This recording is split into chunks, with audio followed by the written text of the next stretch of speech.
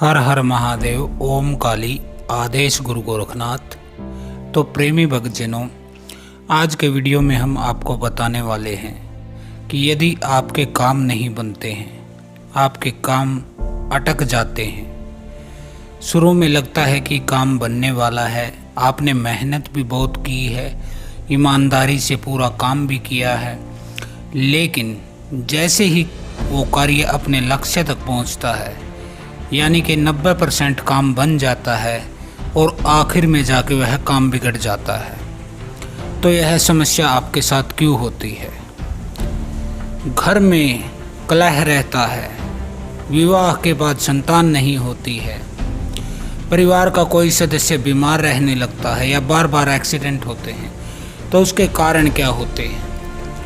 अब आपके साथ यदि यह कारण हुए हैं और आप जाते हैं फिर किसी तांत्रिक ओझा के पास, किसी ज्योतिष के पास, तो अनेक स्थानों पर यह पाया जाता है कि वह आपको बोल देता है कि आपके ऊपर कोई तंत्र क्रिया करवाई गई है, जिसकी वजह से आपके साथ ये कारण हो रहे हैं। लेकिन हम कहते हैं कि हमेशा यह नहीं होता है कि आपके साथ कोई तंत्र क्रिया ही करवाई गई हो, कोई जादू टोना ब्लैक मैजिक आदि ही आपके साथ हुआ है, यह जरूरी नहीं है। इसका एक अन्य कारण भी हो सकता है जो बहुत महत्वपूर्ण है, जिसको आपको इग्नोर नहीं करना चाहिए। वह होता है पितृदोष। तो पितृदोष क्यों होता है, उसके लक्षण क्या हैं और उसके निवारण क्या हैं, यह सब आज की वीडियो में मैं आपसे साझा करने वाला हूँ। तो प्रेमी भक्तजनों, शिवानंद आश्रम ट्रस्ट हरिद्वार की तरफ से मैं योगी आनंद इस वीडियो में आपका स्वागत करता हूँ। अनेक बार आप परेशान हो जाते हैं और भटकने लगते हैं इधर उधर। तंत्र क्रिया के शक में आप तांत्रिकों के पास जाते हैं तो वो आपसे पैसा ऐंठते हैं। कई बार तो आपसे मोटा पैसा ले लिया जाता है, लेकिन आपको आराम नहीं मिलता है।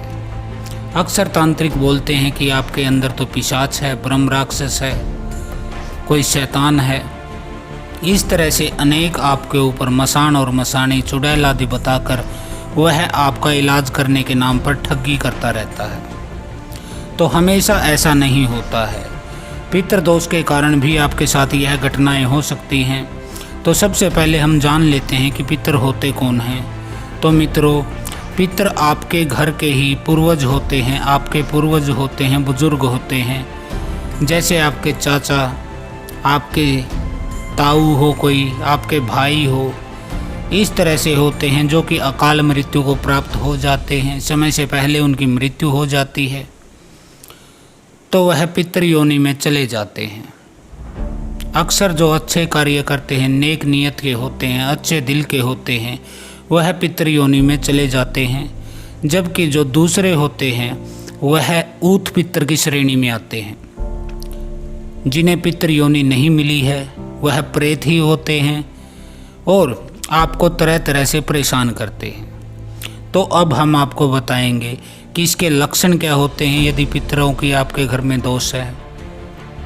तो सुनिए, पितरों का अतृप्त अनुभव होने का आभास आपको होता है। अक्सर आपको सपन में दिखाई देते हैं कि सफ़ेद कपड़ों में कोई व्यक्ति दिखाई देते हैं, कोई बुजुर्ग दिखाई देते हैं, जो आपको लगते हैं कि वो अतृप्त हैं। कई बार तो नंगे भी दिखाई देते हैं, कपड़े नहीं पहन के वह नंगे भी दिखाई देते हैं, और इस तरह से दुखी उनकी हालत होती है, वह आपको दिखाई देता है। इसका एक उदाहरण मैं आपको देता हूँ।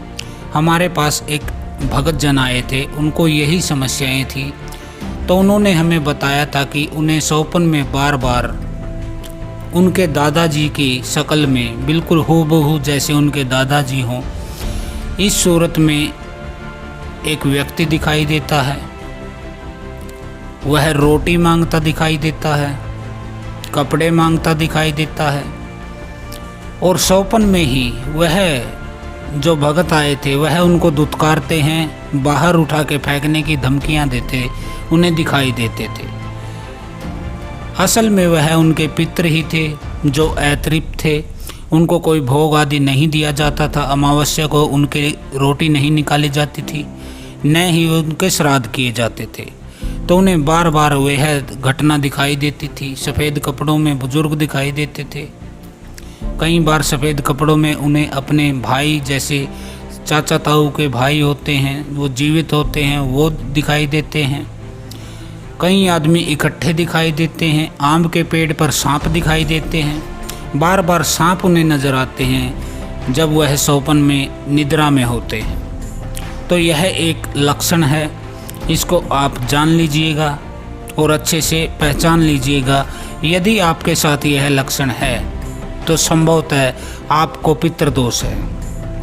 इसके बाद दूसरा जो नंबर आता है वह होता है कि आपके घर में सब कुछ है, पैसा भी है, संतान भी है, सुख संपत्ति सुविधा सब कुछ आपके घर में है, लेकिन फिर भी घर में रोज क्लेश रहता है। यह क्लेश किसी बड़े कारण से भी नहीं रहता है। छोटी छोटी बातों पर बहस हो जाती है और आपके बीच में क्लेश होता है, झगड़ा होता है। परिवार के सदस्य जैसे 2-3 भाई हैं, बहन है, माता पिता हैं, 1-2 बहू है, वो वैसे तो इकट्ठे कभी होते नहीं हैं, लेकिन यदि कभी वो इकट्ठे बैठ भी जाते हैं तो फिर छोटी मोटी बात को लेकर बहस शुरू हो जाती है, जो बड़ा भयंकर रूप ले लेती है, जिसमें एक दूसरे से बोल चाल भी बंद हो जाती है। यदि आपके साथ यह होता है, सभी सुविधाओं के होते हुए, पैसा गाड़ी बंगला सब कुछ होते हुए भी आप परेशान रहते हैं ग्रह क्लेश से, तो आप समझ लीजिएगा कि आपके घर में पितृ अशांत हैं और उनका दोष आपको लग गया है।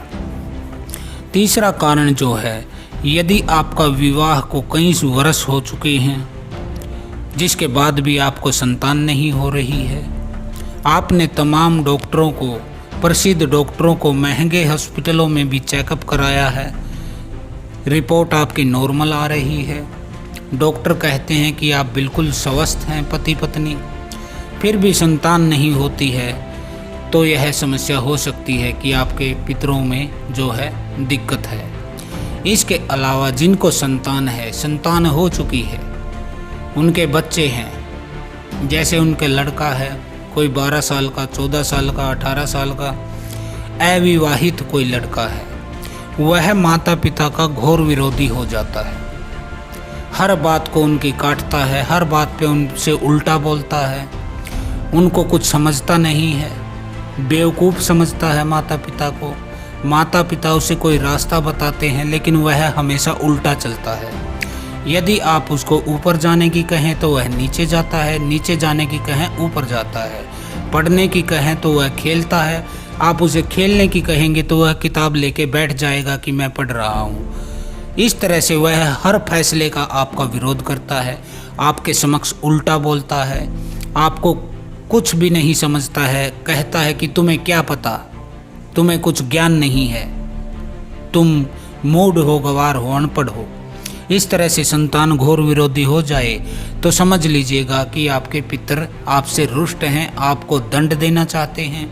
जिस तरह से आप अपने पितरों को, पूर्वजों को भूल चुके हैं, उनको केयर नहीं करते हैं, उसी तरह संतान भी आपके साथ ऐसा व्यवहार करती है और आप समझ नहीं पाते हैं कि यह हो क्या रहा है, जबकि आप उसकी पढ़ाई लिखाई, खाने पहनने ओढ़ने सब चीज़ की व्यवस्था अच्छे से करते हैं, बड़े ही प्यार से अपनी संतान का पालन लालन करते हैं, फिर भी वह आपकी घोर विरोधी हो जाती है, तो समझ लीजिएगा कि यह पितृदोष के लक्षण हैं। इसके अलावा घर में परिवार के सदस्यों का बीमार रहना, कभी कोई बीमार हो जाता है, कभी दूसरा बीमार हो जाता है, कभी कभी बार बार एक्सीडेंट होते हैं, जैसे आपका लड़का बाइक लेके जाता है, स्कूटर लेके जाता है या गाड़ी से जाता है, तो उसको बार बार चोट लग जाती है, कभी वह गिर जाता है, कभी टकरा जाता है, उसकी जान नहीं जाती है, मृत्यु नहीं होती है, गंभीर रूप से चोट भी नहीं लगती है, छोटी मोटी चोट लग के वह घर वापस आता है, खून बहता है, तो यह समझ लीजिएगा कि कोई न कोई तो ऐसी शक्ति है जो आपको सचेत करना चाहती है, आपको जगाना चाहती है, आपकी किसी भूल का आपको दंड दे रही है। नंबर 5 पर जो आता है वह है हर काम में बाधा आना।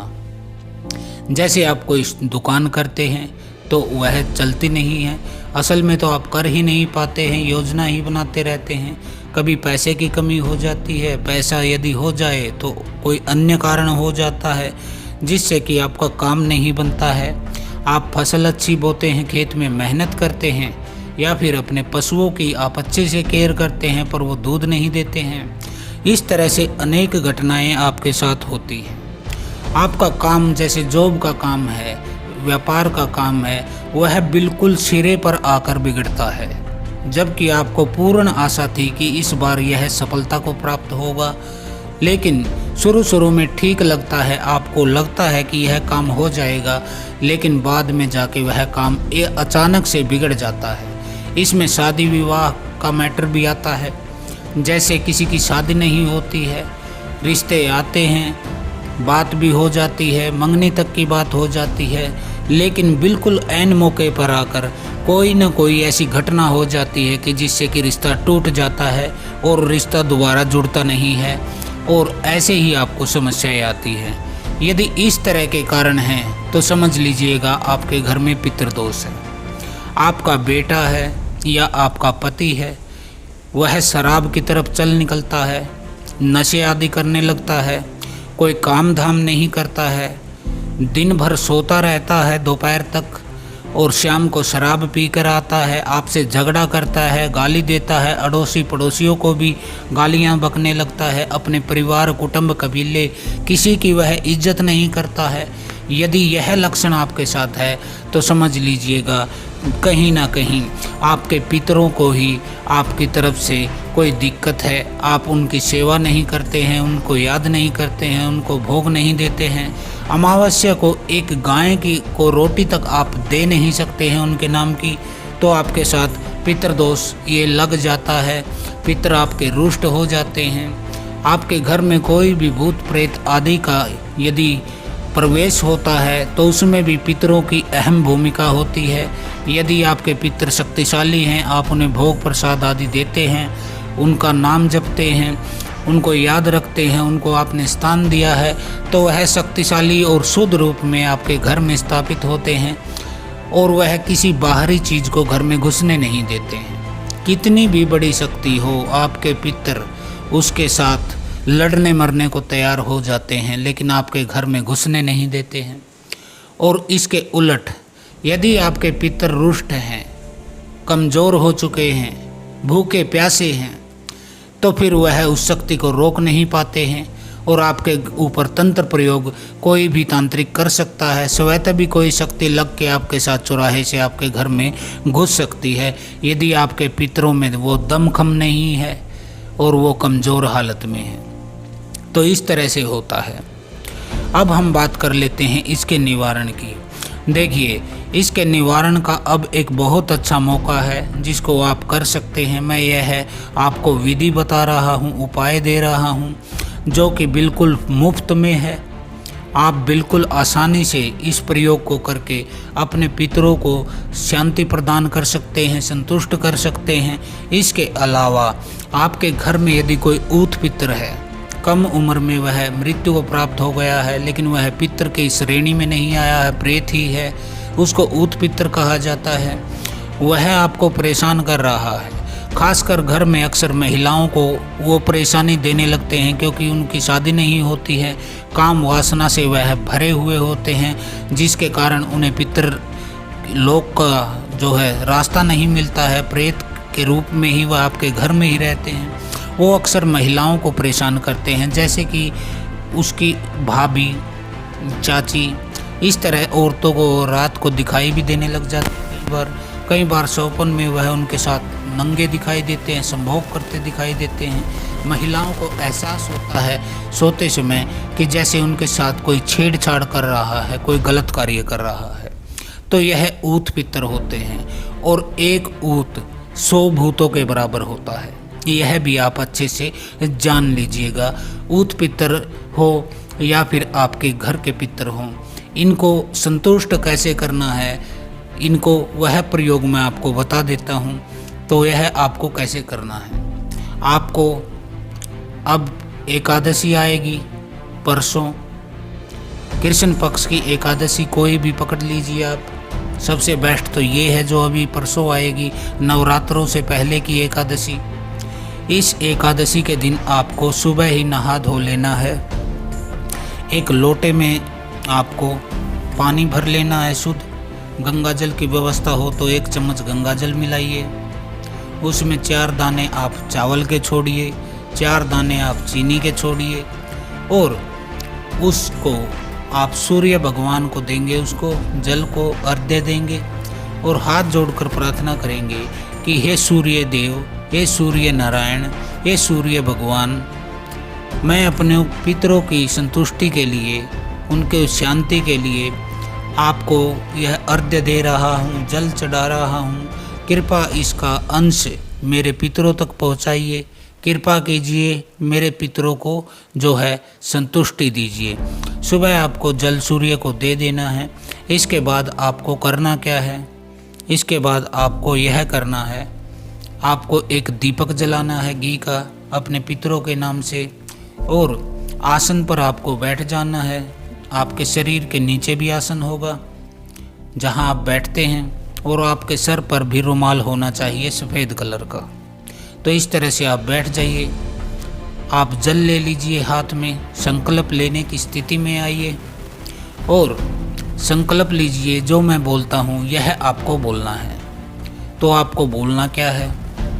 आपको बोलना है, हे परमात्मा, हे पूर्ण परमात्मा, मैं, अपना नाम लीजिए, अपने पिता का नाम, अपना गोत्र और जिस जगह पर रहते हैं उस जगह का नाम लीजिए। मैं संकल्प लेता हूँ कि आज से एकादशी से मैं शुरू कर रहा हूँ जाप। मैं ओम नमो नारायणाय भगवान का जाप करूँगा और इस जाप का पूर्ण फल मेरे घर के पितरों को मिले। देखिए, मैं बार बार घर के पितर क्यों कहता हूँ? क्योंकि यदि आप सीधा बोलोगे कि पितरों को नाम से कर रहा हूँ तो हो सकता है आपके अड़ोस पड़ोस के या कुटुंब कबीले के कोई पितर आप उस भोग को ले लें, चुरा लें, आपके जो रियल पितर हैं उनको नहीं मिल पाए। इसलिए कोई भी संकल्प लें, कोई भी प्रसाद बांटे, कोई भी भोग दें, श्राद्ध निकालें, कुछ भी आप करें पितरों के नाम से, तो हमेशा इस बात का ख्याल रखिएगा कि आपको बोलना है मेरे घर के पितरों को। तो आपको यह बोलना है कि मैं ओम नमो नारायण मंत्र का जाप करूंगा या फिर ओम रीम राम मंत्र का जाप करूंगा, ओम नमः शिवाय मंत्र का जाप करूंगा। जो भी मंत्र आपको अच्छा लगता हो, जिसका आप जाप करते हो, लेकिन वह होना चाहिए केवल भगवान शिव और भगवान विष्णु का। ये नहीं कि आप किसी छोटे मोटे देवी देवताओं के मंत्र का जाप अपने पितरों के लिए करेंगे तो उससे आपको कोई लाभ नहीं मिलने वाला है। क्योंकि भगवान विष्णु का नाम रट के, चाहे आप उसे हरे राम हरे कृष्ण कहें, चाहे उसको नारायण कहें, इस तरह से इनके मंत्रों का आपको जाप करना है, जिससे कि आपके पितरों को, जो ऊत पितर हैं, उनको मुक्ति मिलती है। क्योंकि उनका देहधारी शरीर नहीं है, भौतिक शरीर नहीं है, वह जाप आदि, हवन आदि, भोग आदि, प्रसाद आदि कुछ कर नहीं सकते हैं, तो वह आपके जीवन पर ही प्रभाव डालते हैं कि आप उनके लिए कुछ कर नहीं रहे हैं। देखिए, जब उनकी मृत्यु होती है आपके परिजनों में से किसी की, जिसकी शादी नहीं हुई थी, तो उसकी संपत्ति जो होती है, उसकी जायदाद जो होती है, उसके हिस्सा जो होता है, वह आपको ही मिलता है और वह परेशान करने किसी और को नहीं जाएंगे। ऐसी स्थितियों में वो आपको ही दंड देना चाहेंगे, क्योंकि आप उनका सब कुछ लेकर खा रहे हो, खुद तो ऐश का जीवन जी रहे हो, अच्छा खाते पीते हो, शराब भी पीते हो, तरह तरह की आप ऐश करते हो, लेकिन अपने पितरों को, जिनकी संपत्ति को आपने बांट लिया है, उनको आप कुछ दे नहीं रहे हो। उनको क्या चाहिए? उनको मुक्ति चाहिए। जो ऊत पितर होते हैं उनको प्रेत योनि से मुक्ति चाहिए। उनको या तो पितरलोक मिले या फिर वो मुक्त हो जाएं। तब वह आपको आशीर्वाद दे के जाते हैं, आपके लिए दुआ सलाम करते हैं। तो इस तरह से यह होता है। तो आपको अपने ऊत पितरों के लिए और अपने पितरों के लिए ओम नमः नारायण या फिर ओम रीम राम इस मंत्र का जाप करना है। तो आप संकल्प में कहिए कि मैं अपने पितरों की संतुष्टि और शांति के लिए इस मंत्र का 11 माला जाप करूँगा। प्रतिदिन जाप आपको करना है, तो आप कहिएगा संकल्प में कि 11 माला जाप करूँगा अमावस्या तक। टोटल 5 दिन में रोज़ 11-11 माला जाप करूँगा। उसका पूर्ण फल जो है मेरे पितरों को मिले, मेरे पितरों को संतुष्टि मिले, शांति मिले, और जो मेरे ऊत पितर हैं उनको प्रेत योनि से मुक्ति मिले, पितृलोक में उनको स्थान मिले। तो यह जाप मैं उनके लिए करने वाला हूँ। इसके जाप का फल आप मेरे पितरों को दीजिए। इस तरह से आपको संकल्प में प्रार्थना करनी है। फिर आपको भगवान विष्णु को जो मंत्र है ओम नमो नारायण या फिर ओम रीम राम, इन मंत्रों का उनके लिए 11 माला जाप करना है। आगे संकल्प में आपको क्या बोलना है? आपको बोलना है कि भगवान शिव को साक्षी मानकर मैं यह साधना कर रहा हूँ। भगवान शिव की साक्षी में, उनके विटनेस होने में मैं यह पूर्ण रूप से साधना करूँगा। यदि साधना में कोई गलती हो जाए तो मुझे उसके लिए क्षमा करे प्रभु। अनजाने में, जाने अनजाने में मुझे अपना पुत्र समझकर, बच्चा समझकर माफ़ कर दे। तो इस तरह से आपको वह संकल्प करना है और उस जल को ज़मीन पर छोड़ देना है। अब आपको 5 दिन तक लगातार घी का दीपक जलाना है सुबह के समय, और 11 माला इस मंत्र का जाप करना है, ओम नमो नारायणाय या फिर ओम रीम राम। कोई भी मंत्र आप इनमें से ले सकते हैं, दोनों मंत्र समान कार्य करेंगे। इसके अलावा ओम नमो भगवते वासुदेवाय, यह मंत्र भी आप ले सकते हैं। श्री कृष्ण, श्री राम या फिर भगवान विष्णु से संबंधित आप कोई भी मंत्र इसमें उठा सकते हैं, आपको पूर्ण रूप से लाभ मिलेगा। तो अब 5 जो है दिन आपको यह जाप करना है एकादशी से स्टार्ट करने के बाद। अब अमावस्या आ जाती है, तो अमावस्या के दिन आपको क्या करना है? अमावस्या के दिन आपको किसी पीपल के पेड़ में कच्चा दूध लीजिए, एक कटोरी में, उसमें थोड़े से काले तिल डालिए, एक फूल डालिए, एक बतासा डालिए, और किसी पीपल में इसको उसकी जड़ में चढ़ा दीजिएगा। हाथ जोड़कर प्रार्थना कीजिए कि हे मेरे घर के पितरों, आप संतुष्ट होइए, यह भोग ग्रहण कीजिए और तृप्त हो जाइए, और हम पर कृपा कीजिए। हमसे जो कोई भूल हो गई है उसके लिए हमें क्षमा कीजिए। इसके अलावा आपको अपने घर की छत पर जो है पितरों का नाम लेकर कि हे मेरे घर के पितरों, यह आपका भोग है, ऐसा कहकर आप 1 मुट्ठी चावल या फिर 1 मुट्ठी गेहूँ या फिर रोटी, 2 रोटी आप ले सकते हैं।